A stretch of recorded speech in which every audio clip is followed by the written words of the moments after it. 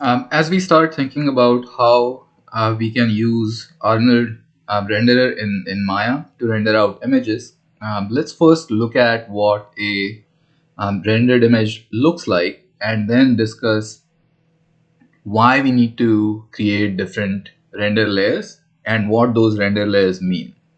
Okay, what you have in front of you is an image rendered using the Arnold renderer in Maya. And if you look at this drop down here, it says beauty.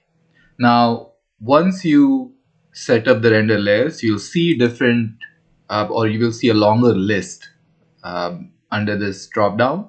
Right now, we haven't set those layers, and that's why the only thing that you see is beauty. And what this means, the beauty pass, is that you take all of the attributes of your scene, such as the highlights, the shadows, the diffuse layer, light intensities, and you put them together into one image.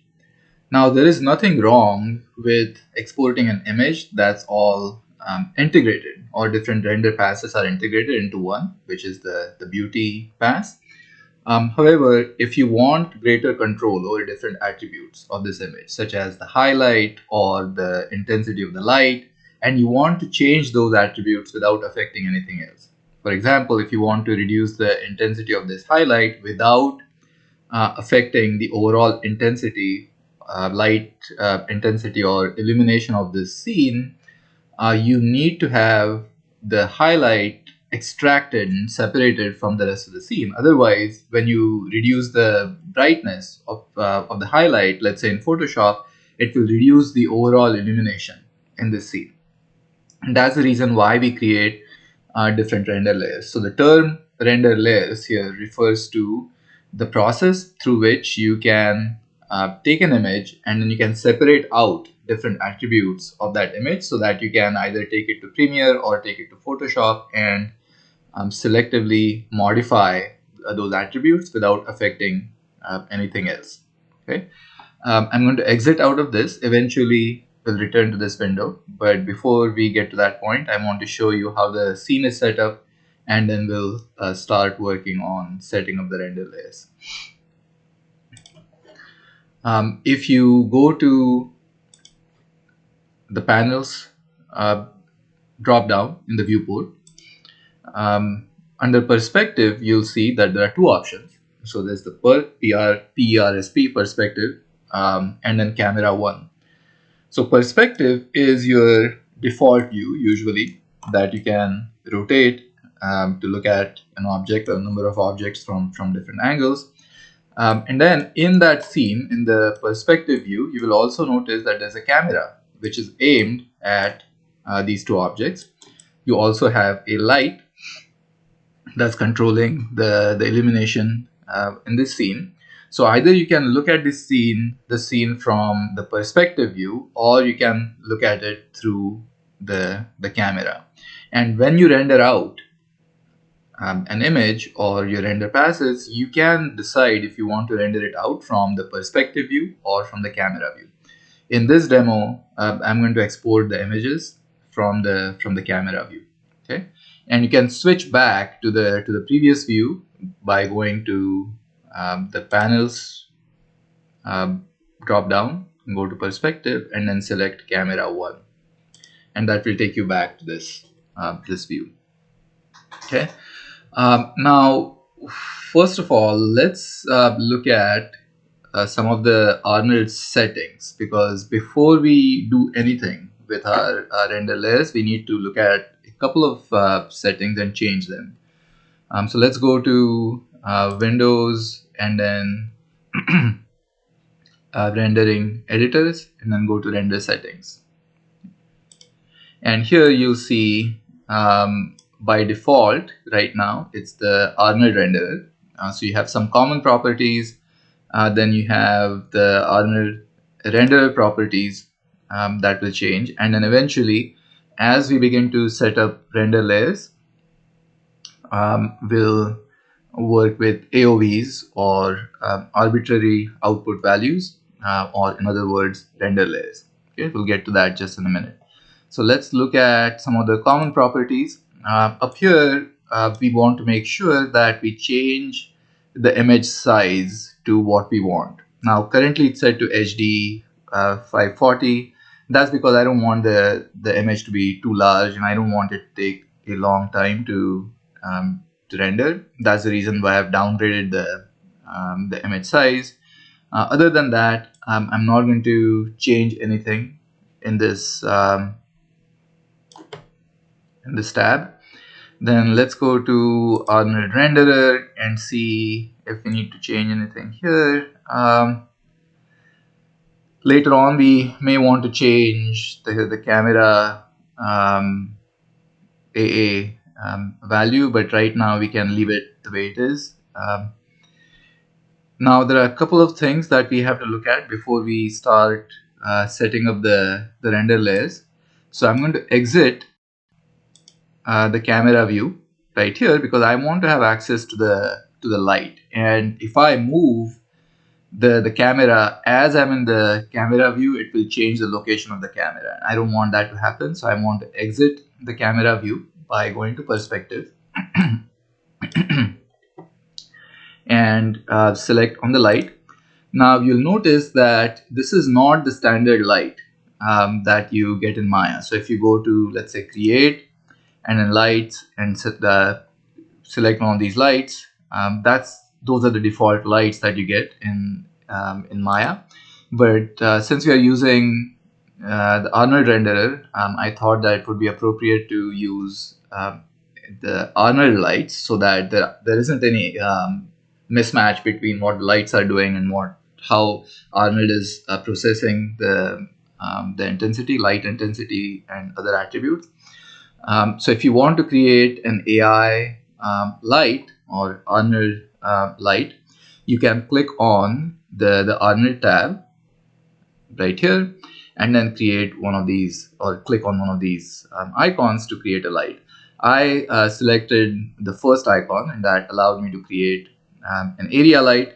Now if you want that light to aim at a certain part of the scene, you can simply rotate it the way you want, just using the rotate option. The other thing that you need to be aware of when you work with Arnold is that you often have to increase the intensity by quite a lot for the scene to show up properly. So the default value here is 1, but I've increased it to 900 to be able to render the scene properly. And then down here you'll see the samples option. Now this is crucial because sometimes when you render out a scene using Arnold, the shadows appear pixelated around the edges. I'll show you what that looks like. So let's say we reduce the samples to 1 and then go to, let's say, Arnold and open Arnold render view right here. And then let's render this out. You notice that around the edges here, the shadows are pixelated. The objects are looking fine mostly, but the shadows are pixelated. So to solve that issue, you have to increase the samples from, let's say, I have increased it to 10. You can decide how you want to do it. And then render this out again, and you'll notice that the shadows become much smoother. Or not yet, I suppose. Let me, okay.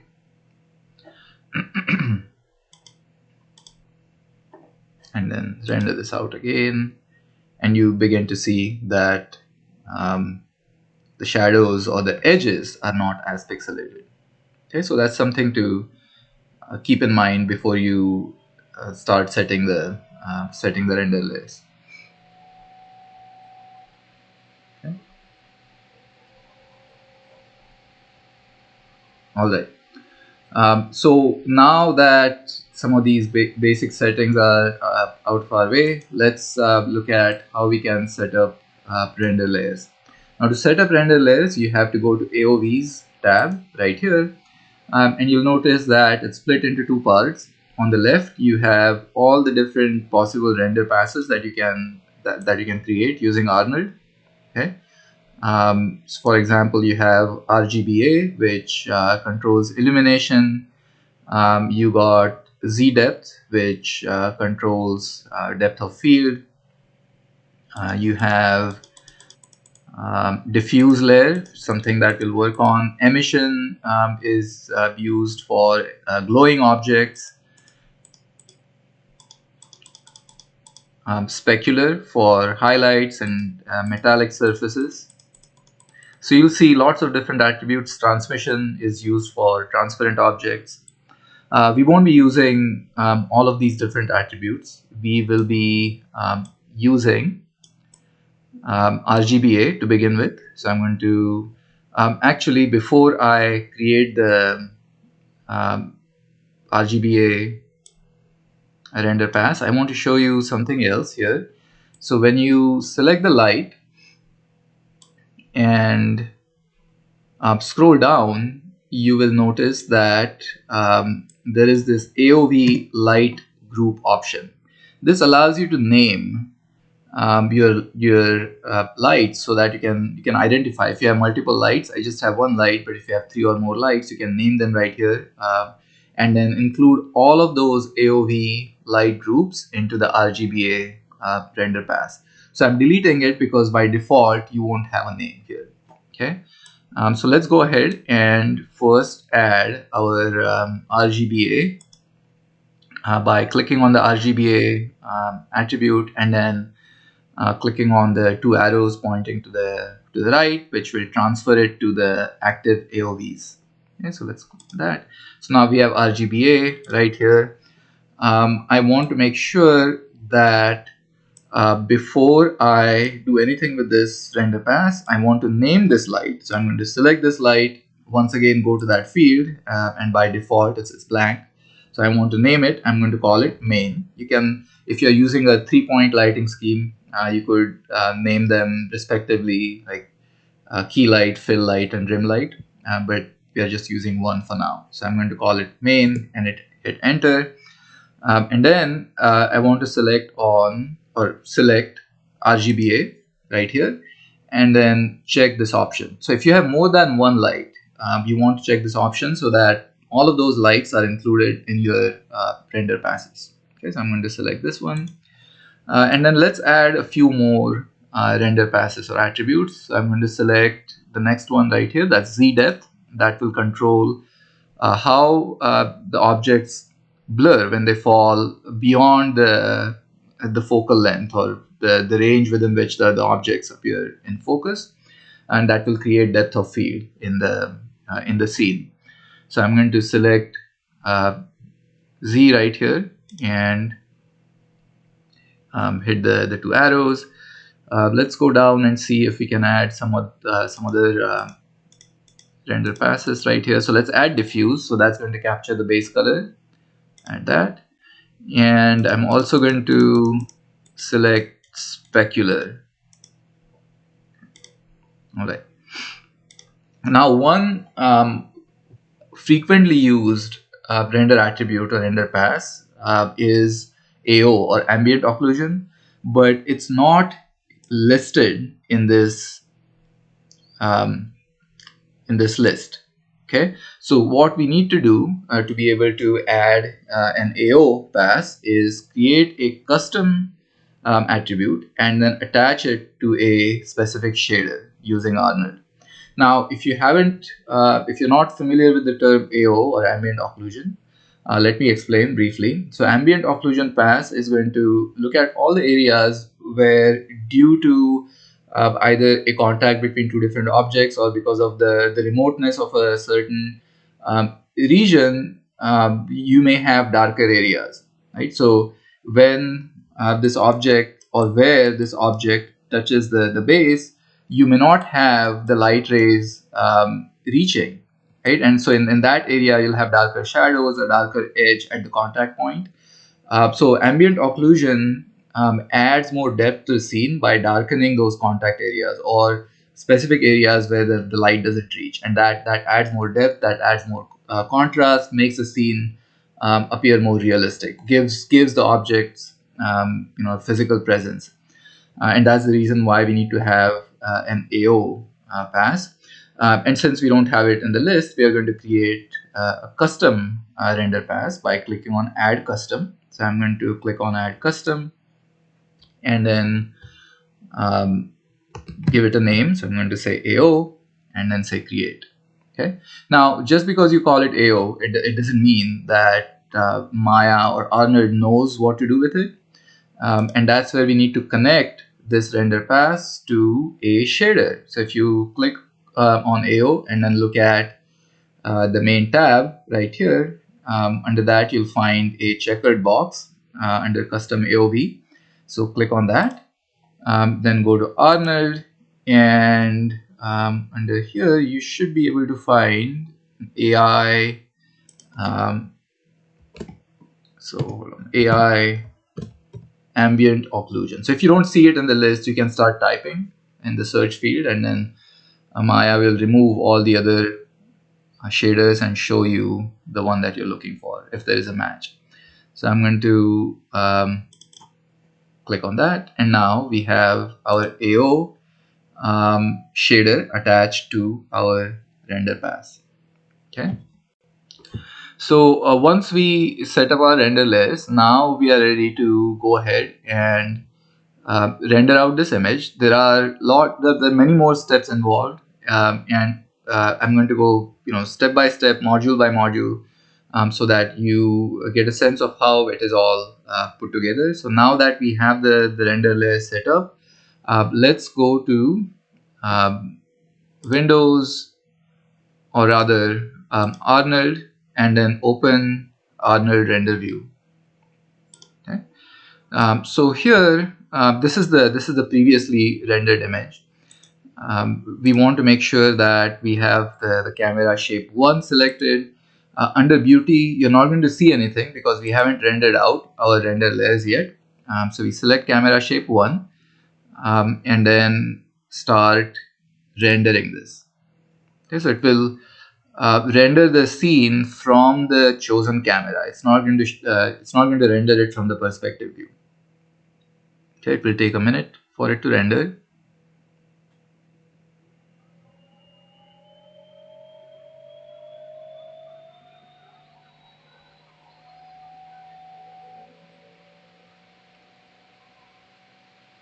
Okay, and now that it's rendered, you can click on this drop down and see that it has different render passes under it. Now by clicking on it, you begin to see how this one image, so as I said earlier on, beauty pass combines everything, but by selecting some of these attributes, you begin to see how that one image is broken down into different render passes. So let's say we select specular. Notice that it has extracted just the highlight. Nothing else is there in that render pass. So none of the other attributes, none of the other objects are rendered. Only the highlights are rendered. Then you go to diffuse, and it will give you the base color without any specularity, right? Or the base tonal values without any specularity. Then you go to Z. So Z depth usually comes out like that, and you can. It looks like there is nothing to it, but if you control the exposure by moving the slider, you begin to see that that information is there. And the Z depth pass is rendered out as a grayscale image, where the black and white values determine whether or not specific objects are in full focus or not. So typically it's white that's in complete focus, black is out of focus, and then the shades of gray in between determine how more or less the objects in between are in or out of focus. So that's Z depth. Then you got your AO. This is going to kind of get you those dark areas near the contact points. Then you got your RGBA main. So this is the light, or how the light is being reflected from that one main light. If you had multiple lights in your scene, you will have, let's say, RGBA underscore main, or RGBA underscore key, RGBA underscore fill, and then RGBA underscore rim if you are using a 3-point lighting scheme. Okay. So at this stage, you can either export these render passes as individual images by going to File and then Save Image, or you can export all of these different render passes into one image, one EXR image, and you can determine which file format you want to export that as into in the common tab. So here image format is set to EXR, and you can leave it the way it is. There are certain benefits to exporting it as an EXR. Um, More specifically, you can export all of your render passes as a multi-layer EXR document, which you can open in Photoshop. So that way you don't have to export individual images, then bring them back into Photoshop, and then create a composite. So I'm going to end this part here.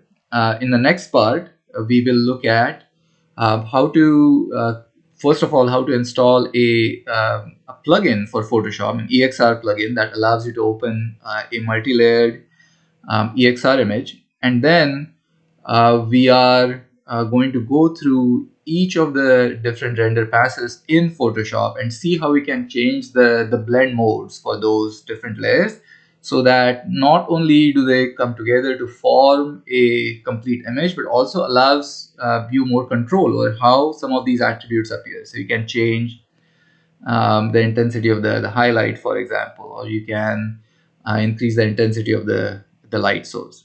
And that's what we will do in the next part.